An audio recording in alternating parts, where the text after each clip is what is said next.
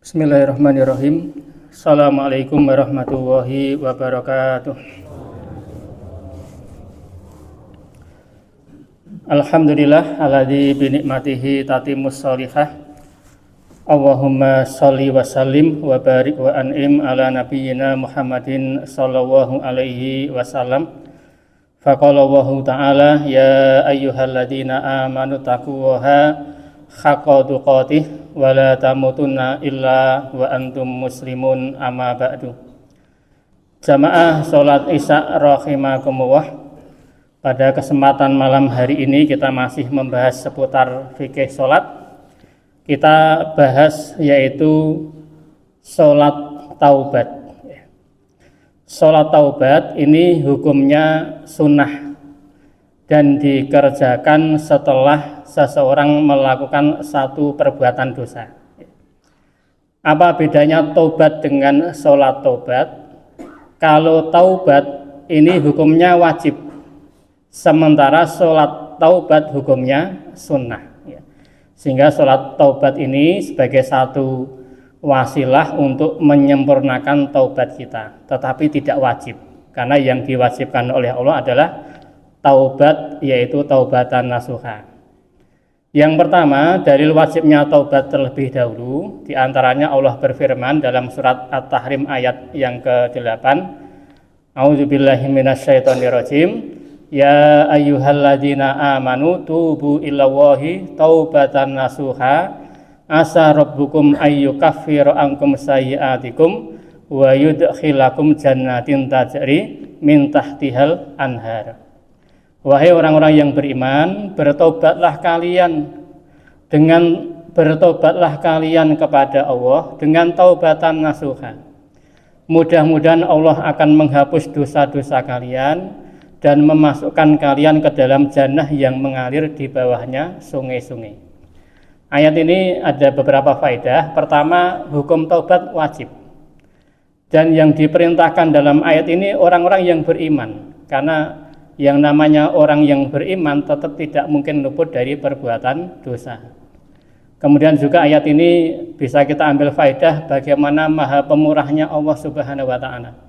Kalau ada orang berdosa kemudian mau bertobat kepada Allah, Allah tidak hanya sekedar mengampuni dosa kita saja, tetapi diberikan bonus berupa Allah masukkan kita ke dalam jannahnya Allah yang mengalir di bawahnya sungai-sungai.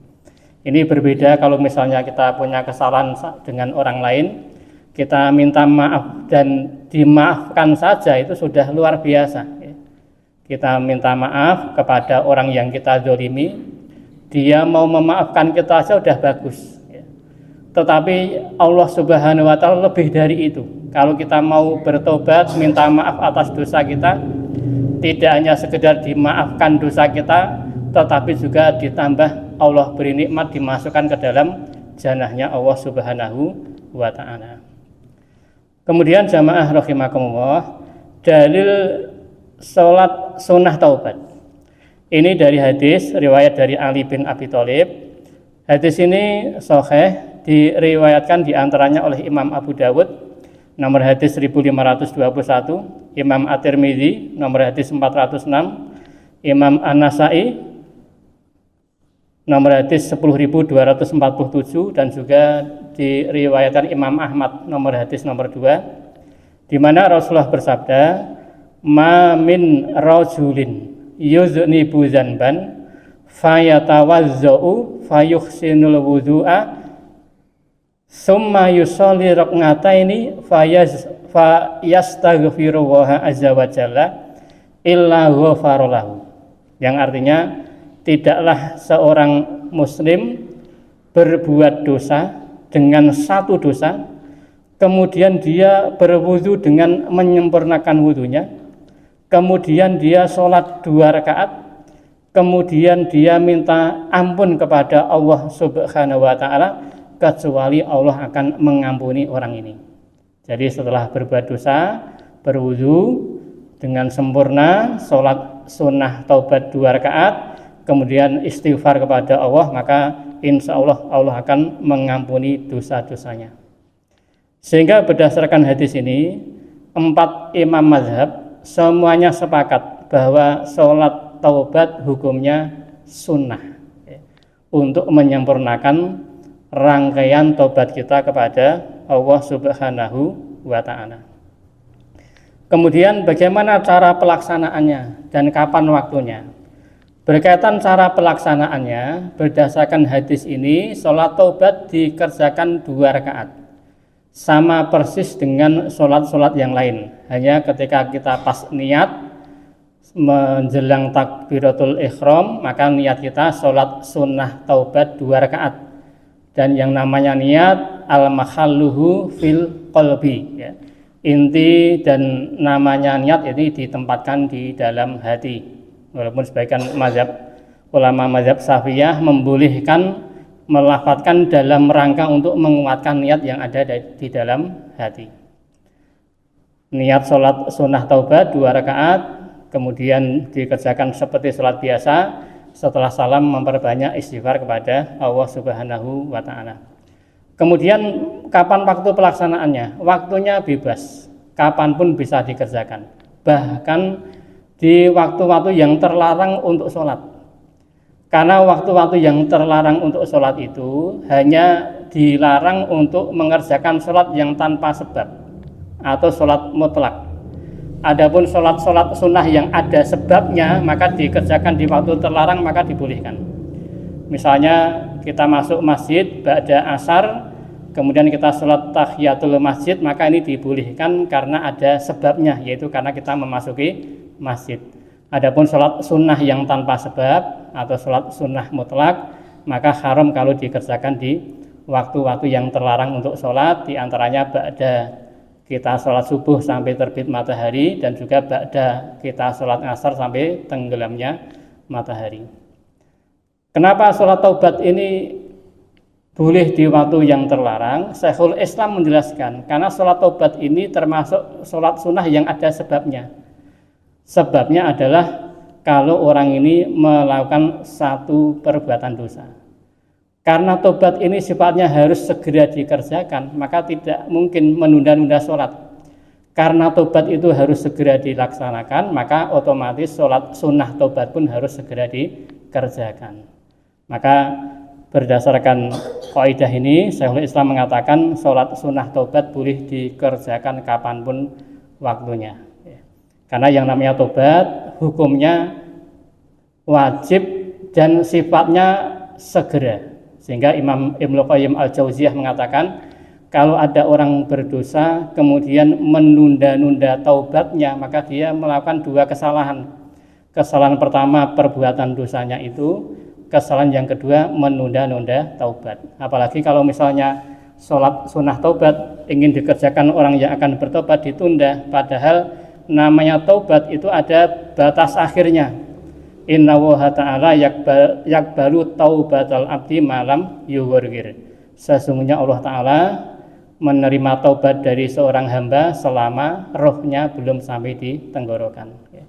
Maka ini waktunya bebas dikerjakan kapanpun juga. Kemudian jamaah rahimakumullah, sholat sunnah taubat ini sebagai penyempurna taubat kita, sehingga untuk taubatan nasuha dari perbuatan dosa besar kita, khususnya dosa besar, maka syarat-syarat taubatan nasuha juga tetap wajib kita kerjakan. Syarat taubatan nasuha yaitu ada 3. Pertama, menyesali dosa-dosa kita yang telah dikerjakan.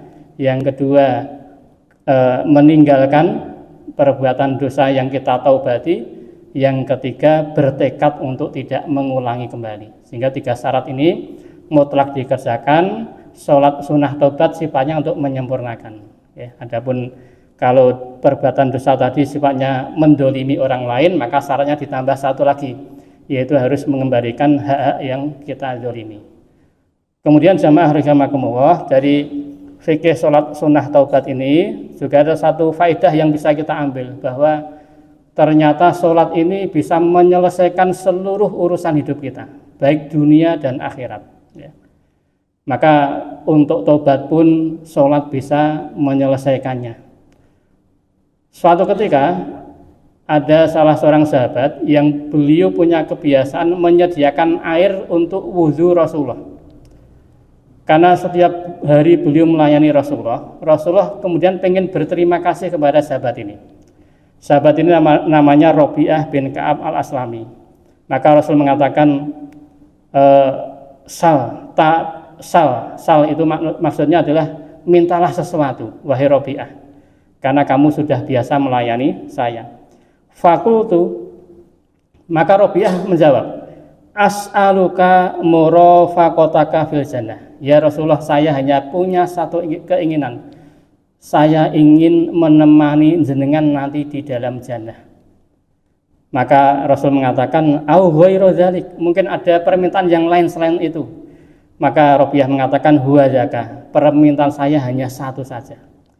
Ini cita-cita yang paling tinggi bagi seorang muslim, yaitu bisa menemani Rasulullah di dalam jannah. Maka Rasul mengatakan, fa'inni ala nafsika bikasrati sujud. Kalau memang itu permintaan kamu, maka tolonglah aku dengan cara kamu memperbanyak sujud, yaitu memperbanyak sholat. Jadi memperbanyak sholat pun ternyata bisa untuk mendapatkan cita-cita kita yang tertinggi, yaitu menemani Rasulullah di dalam jannah. Itu artinya untuk cita-cita yang lebih rendah dari itu sholat seharusnya dan memang harus akan lebih bisa menyelesaikan masalah kita, baik itu masalah di dunia maupun masalah di akhirat nanti. Makanya Allah mengatakan, wasta'inu bis-sabri was-shalah, mintalah pertolongan dengan sabar dan sholat. Setiap kali seorang muslim tertimpa masalah berat, maka solusinya sabar dan sholat. Sehingga sholat ini salah satu fadilahnya untuk menyelesaikan masalah, sehingga nanti Allah memudahkan masalah-masalah yang kita hadapi. Maka ada satu riwayat di mana di sana dikatakan dari Imam Abu Dawud, kana Rasulullah sallallahu alaihi wasallam idza khasabahu amrun faza'a ila shalah. Adalah Rasulullah sallallahu alaihi wasallam ketika tertimpa masalah yang berat, maka beliau bersegera untuk mengerjakan sholat. Karena ujian yang terberat itu adalah ujian yang menimpa para nabi dan rasul. Maka Rasulullah sendiri pun ketika tertimpa masalah yang sangat berat, solusi pertama beliau bersegera untuk menghadap Allah Subhanahu wa Ta'ala untuk mengerjakan sholat.